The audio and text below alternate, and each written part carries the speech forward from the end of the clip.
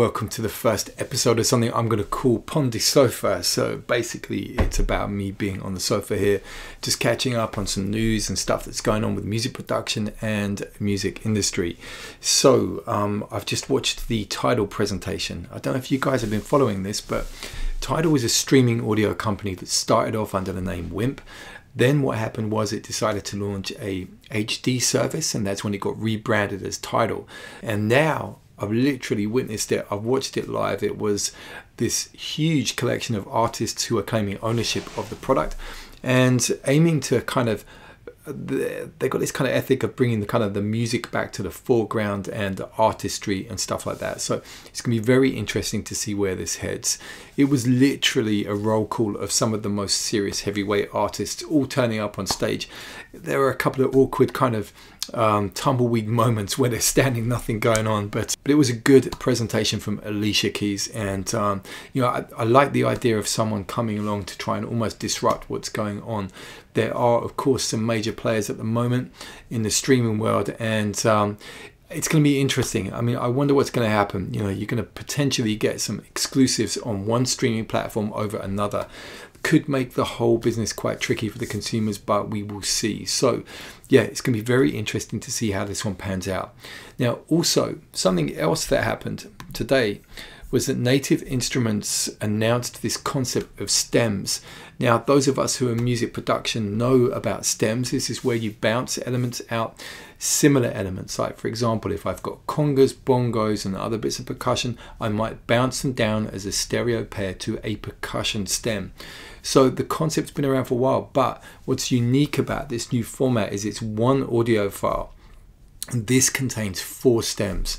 So you can imagine, you know, a DJ on a tractor remix deck basically grabbing those elements and basically coming out with a spontaneous performance of your music on the fly. Now, some of you guys might not be happy about that. Some of you might actually love the idea. And in fact, you know, when I consider about the composition process, it makes me think that maybe we should be thinking about stripping down these elements and almost designing some of our tracks for these DJs to compose. You know, I love the idea of the artistic kind of beginning, middle and end concept of a song or a track, and that's the way that I work. But equally, I think we need to think about the opportunities that new mediums are presenting. And, you know, Native Instruments are at the cutting edge here. This is a very, very interesting idea, and it will be really interesting to see if it takes off. So think about it when you're making your tunes.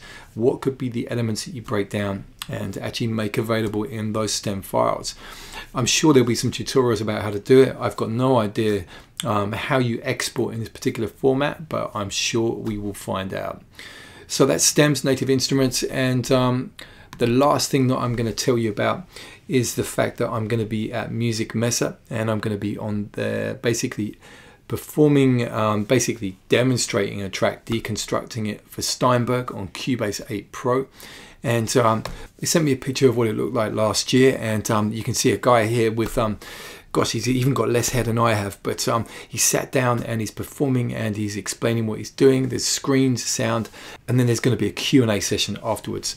So yeah, I'm going to be doing that. I'm really looking forward to that. I'm especially looking forward to catching up with some of the guys from the Underground Music Production Group and some of my friends at some of the other technology companies. So I'm going to be there doing a demonstration on the 15th, and then basically on the 16th I'll just be hanging out at the trade fair before flying back to London. So that's about it for today. Pon de Sofa, episode 1, March 30th, 2015. And let me see if I can get the energy to do the same again next week. So have a good week.